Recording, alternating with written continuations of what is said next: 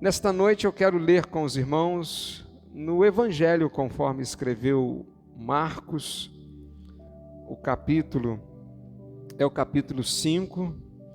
Eu quero refletir com os irmãos sobre esperança ainda nesta noite.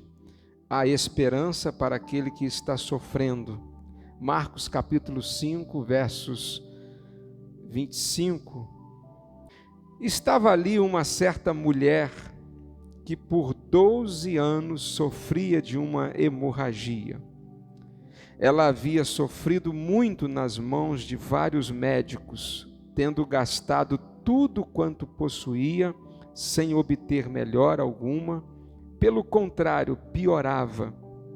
Tendo ouvido a respeito de Jesus, veio por trás dele no meio da multidão e tocou-lhe o manto, pois pensava: se tão somente tocar-lhe as vestes, serei curada.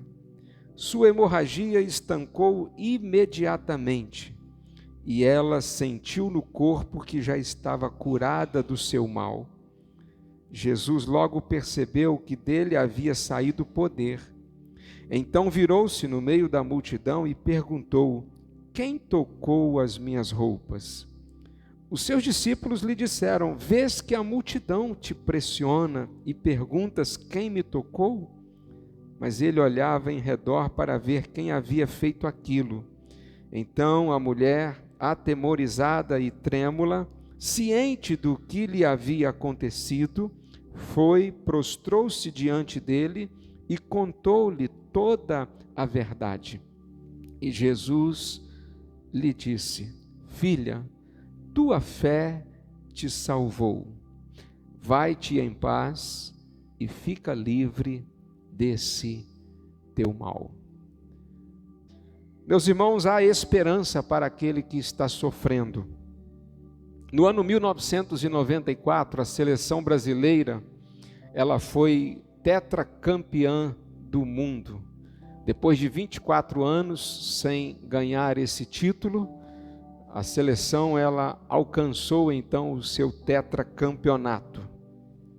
No entanto, aconteceu um episódio naquela Copa do Mundo que chocou o mundo todo naquele tempo. Trata-se do que ocorreu com a seleção da Colômbia. A seleção da Colômbia, ela perdeu o primeiro jogo para a Romênia por 3-1. No segundo jogo contra os Estados Unidos, a Colômbia voltou a perder novamente, agora por 2-1. Porém, nessa derrota, um dos seus zagueiros, ele, por nome de Andrés Escobar, ele fez um gol contra. E no terceiro jogo, embora tenha vencido a Suíça por 2-0, a Colômbia não se classificou e a seleção então voltou mais cedo para casa. Ao retornar para o seu país, esse zagueiro da seleção, tão logo pisou no solo colombiano, ele foi assassinado. E, segundo os noticiários da época, foi por causa do gol contra que ele havia feito, o que levou à derrota contra os Estados Unidos. Se tivesse pelo menos empatado, teria conseguido se classificar. Essa história da Copa de 94 é uma história de sofrimento.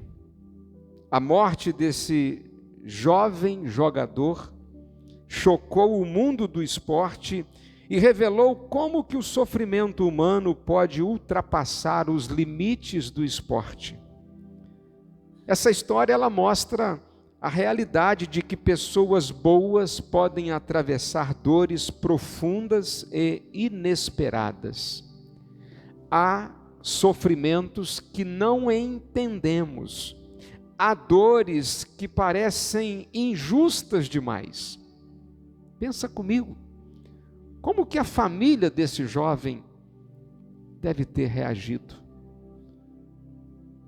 Ao ver um filho, ao ver um irmão ser assassinado por conta de um gol contra, que ele fez, não de propósito, mas acidentalmente. Certamente essa família sofreu e sofreu bastante. O sofrimento humano é uma realidade. O sofrimento é uma das experiências mais universais da vida. O rico e o pobre, o jovem e o idoso, todos enfrentam momentos de dor. Há sofrimentos visíveis e há sofrimentos silenciosos. Existem pessoas que entram na igreja, às vezes, num culto como esse, sorrindo, mas por dentro, às vezes, estão sangrando. A mulher do fluxo de sangue, cuja história acabamos de ler nesse momento, ela representa milhões de pessoas que carregam dores e sofrimentos. O sofrimento dessa mulher durava quantos anos? 12 anos. 12 anos que essa mulher estava sofrendo. Meus irmãos, 12 dias para sofrer já não é fácil. 12 meses, pior ainda. 12 anos em sofrimento, certamente é algo terrível. 12 anos de lágrimas vertidas, 12 anos de espera, 12 anos de isolamento, porque pelas leis judaicas essa mulher, pela hemorragia que possuía, ela não podia ter convívio social.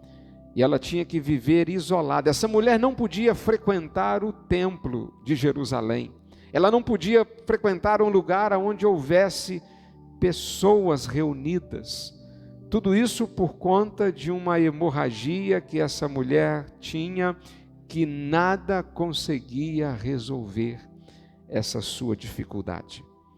Essa mulher certamente em muitos momentos precisou fortalecer o seu organismo para não ter uma anemia, porque 12 anos perdendo sangue, o risco de uma anemia, de uma fragilidade na sua corrente sanguínea, era algo sempre pertinente.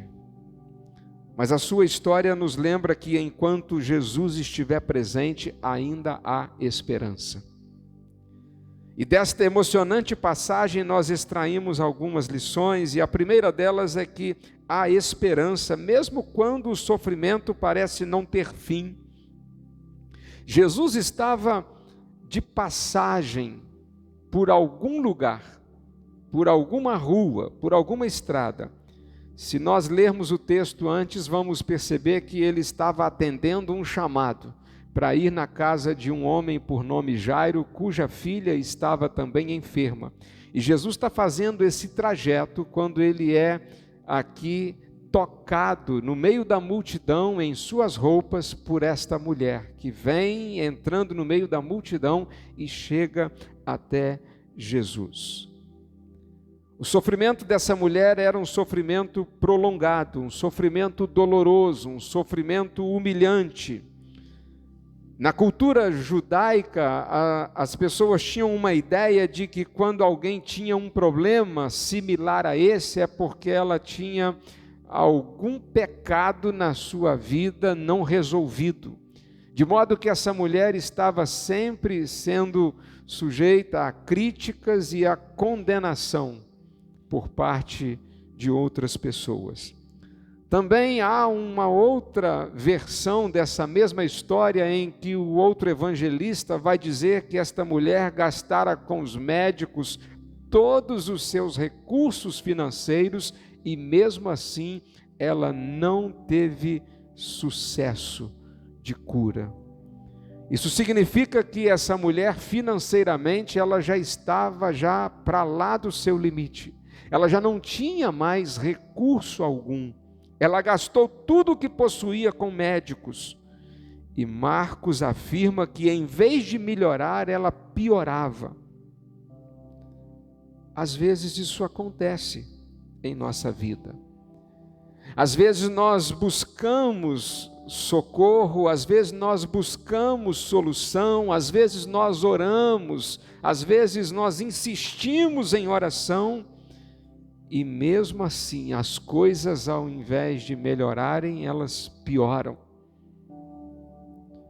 Há pessoas assim que oraram e ainda sofrem, buscaram ajuda e ainda continuam lutando, esperavam respostas rápidas, mas o tempo passou. O sofrimento prolongado, ele pode gerar desânimo, mas, meus irmãos, a demora de Deus nunca significa abandono. Salmo 34, verso 18, nos garante que perto está o Senhor dos que têm o coração quebrantado. Lamentações 3, versos 21 em diante, diz: quero trazer à memória o que pode me dar esperança. Talvez alguém aqui nesta noite esteja enfrentando uma luta antiga, talvez de alguns meses ou de alguns anos até. Por favor, não conclua que Deus se esqueceu de você, porque Deus não se esquece de nós. A duração da dor não anula a fidelidade do Senhor. Então, esta é a primeira lição que nós aprendemos a partir desta emocionante passagem. Há esperança, mesmo quando o sofrimento parece não ter fim. Em segundo lugar, há esperança, mesmo quando todos os recursos humanos se esgotam. Diz o texto que, tendo padecido muito à mão de vários médicos, ou seja, essa mulher, ela tentou na medicina, procurando os melhores especialistas da época. Essa mulher fez os exames mais profundos que seria possível. Essa mulher procurou os melhores postos de saúde. Ela tentou uma vez, tentou duas, e aí encontrou com mais alguém que disse: olha, eu conheço um médico tal que resolveu um problema de alguém parecido com o seu. Nós somos bons nisso, não é? De às vezes indicarmos, isso é bom, isso mostra o quanto nós somos solidários. E essa mulher foi de médico em médico, de consultório em consultório, de hospital em hospital, e ela estava cada vez mais e mais sujeita a continuar na condição em que estava. Ela fez tudo o que podia, ela tentou todos os recursos disponíveis, gastou as suas economias, chegou ao limite. Sabe, meus irmãos, às vezes Deus permite que os nossos recursos acabem para descobrirmos que Ele continua sendo suficiente.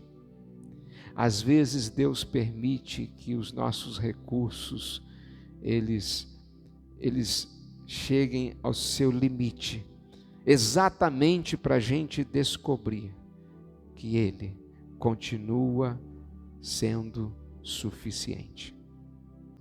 Como Deus nos faz às vezes caminhar no limite para que a gente entenda que a gente depende dEle, é de Deus, é de Deus. Quando chegamos ao nosso limite, Deus se manifesta como sendo tudo de suficiente que nós necessitamos. Não era errado procurar ajuda médica no caso dessa mulher. Era absolutamente certo, mas a nossa confiança definitiva, ela não está nos recursos humanos, ela está em Deus. Eu aprendi desde bem pequeno que a gente toma o remédio, a gente toma a dipirona, mas a gente ora e pede a Deus para abençoar. Porque nenhum remédio, ele é algo natural para trazer uma cura física, por exemplo. Às vezes a gente acha que isso tudo é natural, mas não é natural. Pensa comigo, a gente está com uma ferida lá no pé, que está infeccionando, e aí a gente toma um remédio que vem pela boca, e aquilo vai entrar no organismo, o organismo vai então extrair o que precisa para combater uma infecção que está a caminho do organismo e está provocando algum mal. Isso é natural? Não pode ser. há Deus agindo para pegar tudo isso e nos devolver a saúde. Então a gente sim usa o remédio, a gente vai ao médico, a gente faz exame, mas é de Deus que nós dependemos, porque é Deus quem abençoa todos os recursos humanos para nos devolver a saúde. O salmista disse: eleva os meus olhos para os montes, porque é de lá que vem o meu socorro. Meus irmãos, verdadeiramente há esperança, mesmo quando todos os recursos humanos se esgotam. No caso dessa mulher, essa mulher que tinha uma hemorragia, que nada dava jeito, essa mulher teve todos os seus recursos humanos esgotados, mas foi exatamente esse limite dessa mulher que levou essa mulher até a presença de Jesus. Bendita é a tempestade que nos põe aos pés do Salvador. Bendita é a dificuldade que nos traz para mais perto de Jesus. Bendita é a crise que nos põe diante daquele que tem o controle absoluto de toda a história. E é o que aconteceu com essa mulher. Há esperança quando nos aproximamos de Jesus pela fé. Diz o texto que essa mulher havia ouvido falar da fama de Jesus. E tendo ouvido que Jesus havia curado tantas pessoas, essa mulher já cria em seu coração. Essa mulher já tinha fé em seu coração. A fé nasce quando ouvimos sobre Cristo. E por isso ela venceu os obstáculos. Havia uma multidão à sua frente, havia o medo de alguém identificá-la e querer até tirá-la dali, daquele lugar. Havia uma vergonha também que poderia ser para ela um impedimento, um preconceito que as pessoas tinham. Mas ela acreditava que se tão somente ela tocasse nas vestes de Jesus, ela seria curada. E diz o texto que ela tocou na roupa de Jesus e imediatamente o milagre aconteceu. A fé não está no tamanho da nossa força, mas na grandeza daquele em quem confiamos. Talvez você tenha pouca força hoje, mas se você tem um pouquinho de fé, isso é o suficiente para que Jesus possa realizar um grande milagre na sua vida. Uma fé pequena nas mãos do Salvador se torna numa ferramenta poderosa para algo sobrenatural. Há esperança, meus irmãos, porque Jesus nos vê, mesmo em meio a uma multidão. De acordo com os pesquisadores, nesse momento da história, há no mundo cerca de 8 bilhões de pessoas. 8 bilhões de pessoas.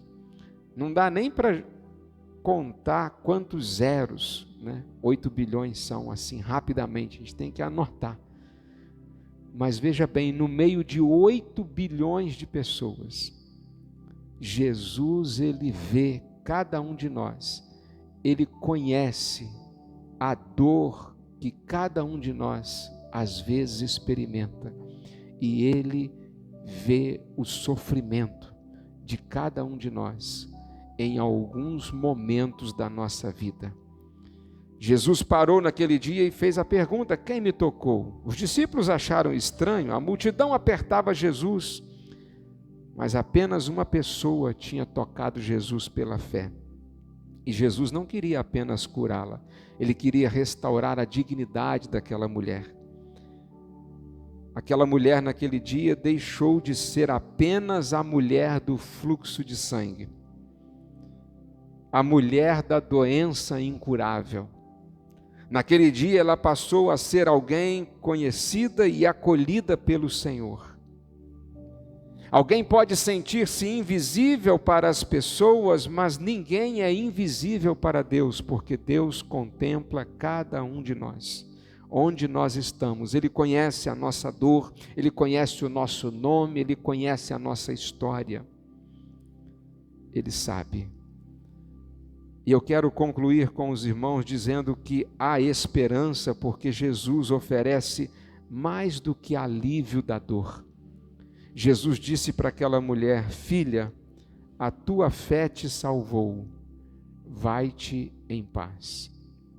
Aquela mulher naquele dia, ela teve a sua cura, ela teve a sua salvação e ela teve paz para viver. Três coisas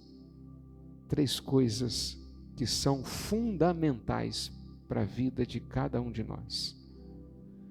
Termos saúde, termos uma vida saudável, termos a salvação em Cristo Jesus e termos paz, vivermos em paz, vivermos uma vida abundante.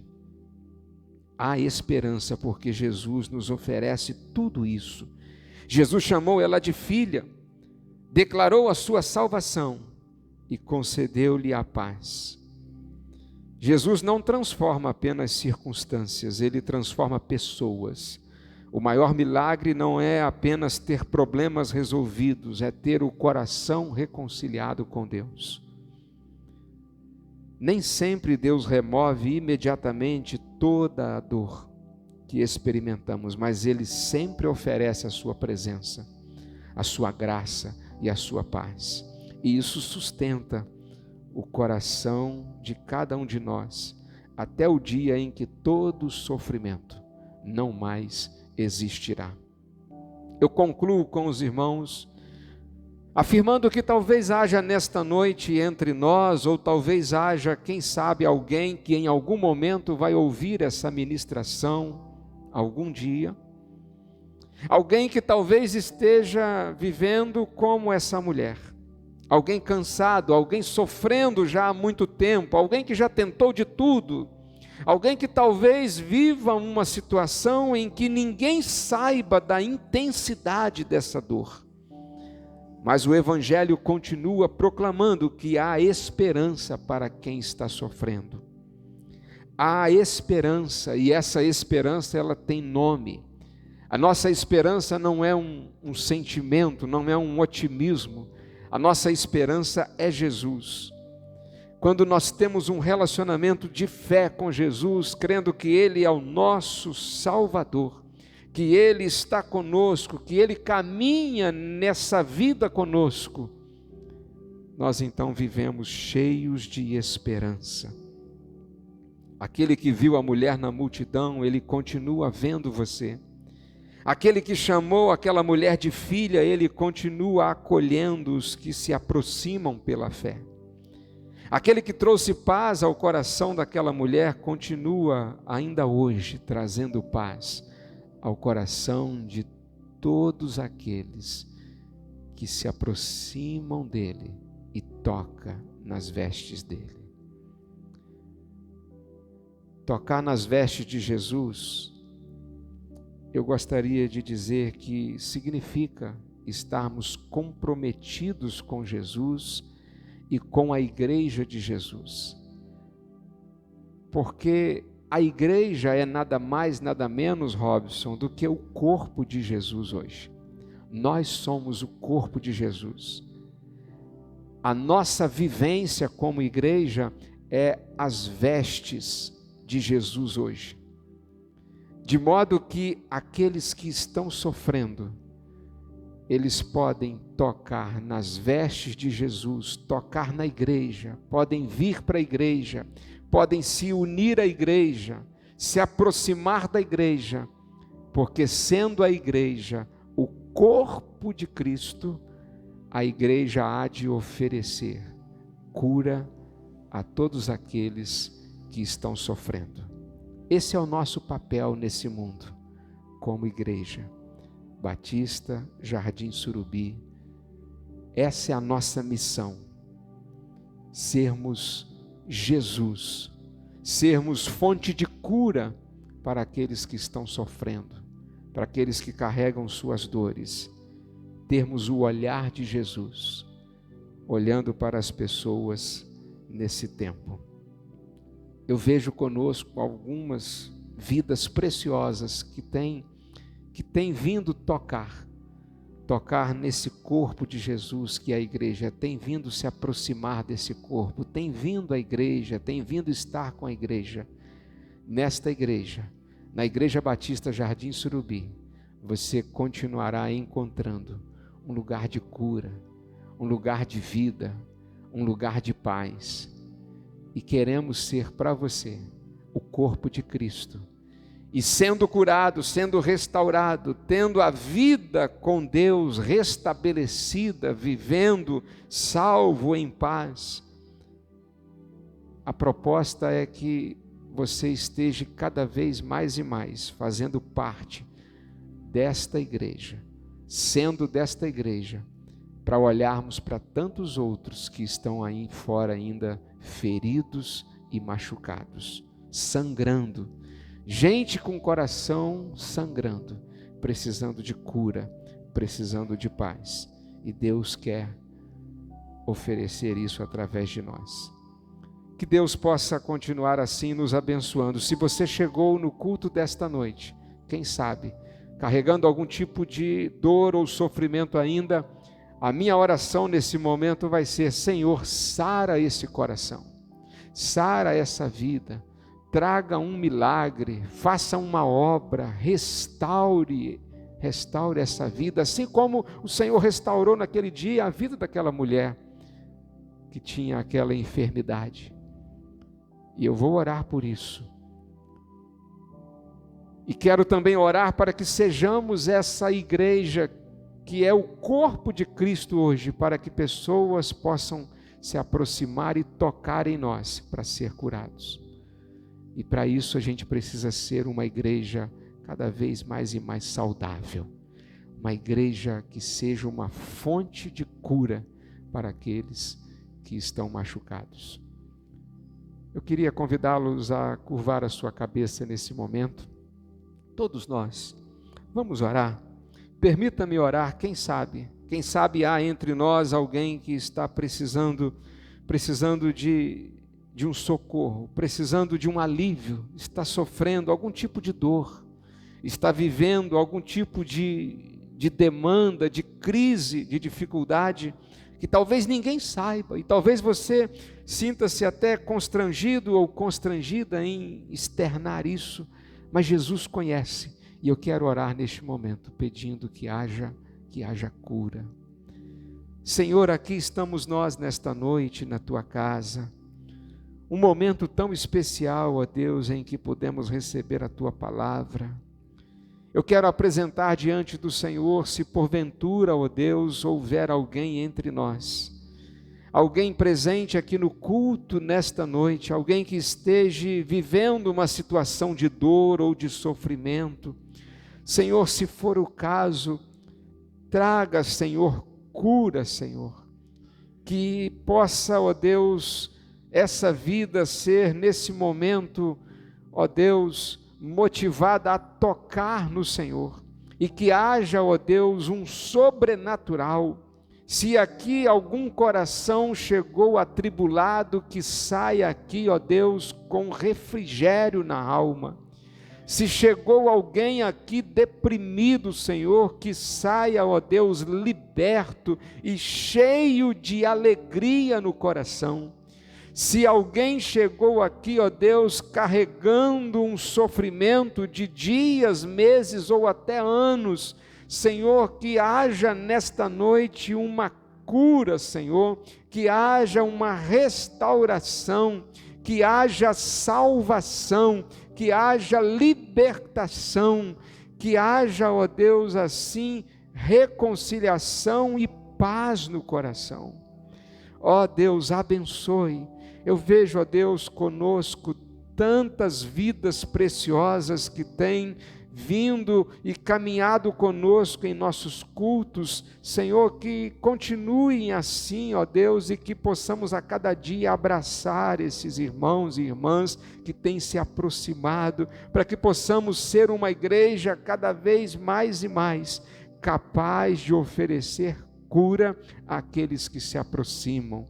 Nos ajude, Senhor, como Igreja Batista Jardim Surubi, para sermos uma referência, ó Deus, uma igreja que abraça, uma igreja que acolhe, uma igreja que a cada dia, ó Deus, está interessada em salvar e resgatar aqueles que ainda estão perdidos. Ó Deus, a nossa igreja tem uma história tão linda, são quase 38 anos de pregação do Evangelho aqui neste bairro. Senhor, quantas vidas aqui já foram salvas e resgatadas, quantas vidas aqui já foram edificadas, ó Deus, e motivadas para te servir e servir no teu reino em algum lugar, ó Deus. Mas, Senhor, há tantos que ainda precisam ser alcançados, e usa as nossas vidas, ó Deus, para que assim possamos ser instrumento em Tuas mãos. Nos ajude a sermos uma igreja saudável, para oferecermos cura àqueles que carecem, ó Deus, de tocar no Senhor. Muito obrigado por tudo, Senhor. É a oração que fazemos no nome poderoso de Jesus. Amém e amém. Amém.